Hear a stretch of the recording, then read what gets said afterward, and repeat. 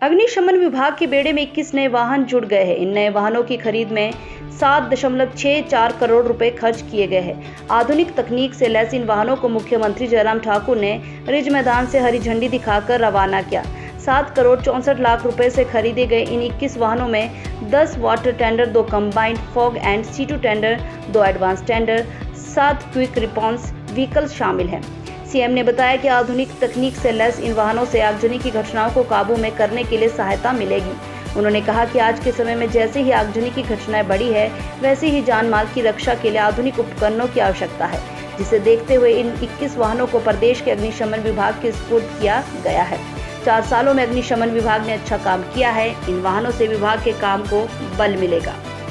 कि प्रसन्नता है कि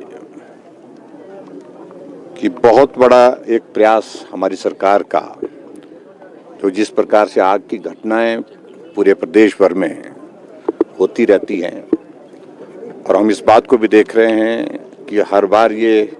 घटनाओं में बढ़ोतरी भी होती है। ऐसे में उस सारी चीज़ को निपटने के लिए, आदमी की जिंदगी को बचाने के लिए, सार्वजनिक संपत्ति को, सरकारी संपत्ति को बचाने के लिए ये बहुत आवश्यक है कि हम अपने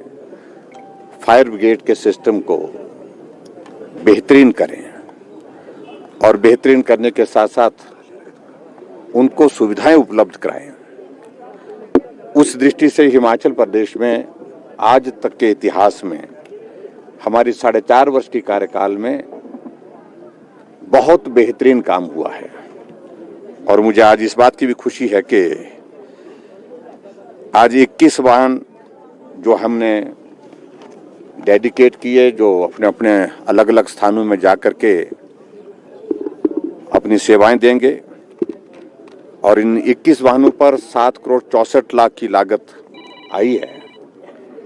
और ये भी मैं कहना चाह रहा हूं कि हिमाचल के इतिहास में फायर ब्रिगेड की इतनी एक बड़ी एडिशन एक साथ पहली बार हुई है और 4 सालों में हमने 31 जो है वो नए वाहन जो है वो फायर ब्रिगेड को उपलब्ध कराए हैं। जो हिमाचल प्रदेश में पिछले 4.5 वर्ष के कार्यकाल में जो घटनाएं विभिन्न स्थानों पर जो है वो आगजनी की हुई है, उसमें 1395 लोगों की जान बचाने में फायर ब्रिगेड ने बहुत महत्वपूर्ण भूमिका, एक बहुत बड़ा साइजेबल नंबर है, यानी कि तुरंत कार्रवाई और प्रभावी ढंग से कार्रवाई। और उसमें सबसे ज़्यादा ज़रूरत ये थी कि जब फायर ब्रिगेड का स्टेशन हमारे पास दूर होता था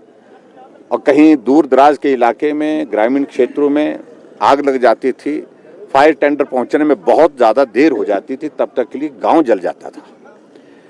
ऐसे में हमारे अलग अलग स्थानों पर फायर स्टेशन, सब स्टेशन इस तरह से हम खोलते जाएं ताकि अगर घटना घटित होती है तो तुरंत जो है आधे घंटे 40 मिनट 50 मिनट के अंतराल में ही वहां पर उस आग को काबू पाने के लिए जो प्रयत्न किए जा सकें। में फायर ब्रिगेड बहुत बेहतर ढंग से काम, क्योंकि अभी जो हमने गाड़ियां यहाँ पर दी हैं ये लेटेस्ट टेक्नोलॉजी के साथ इक्विप्ड है गाड़ियाँ, यानी कि ये रेस्क्यू ऑपरेशन में भी काम कर सकती हैं और रेस्क्यू ऑपरेशन के साथ साथ में फायर को काबू का मतलब आग को काबू करने में भी उसमें महत्वपूर्ण भूमिका है।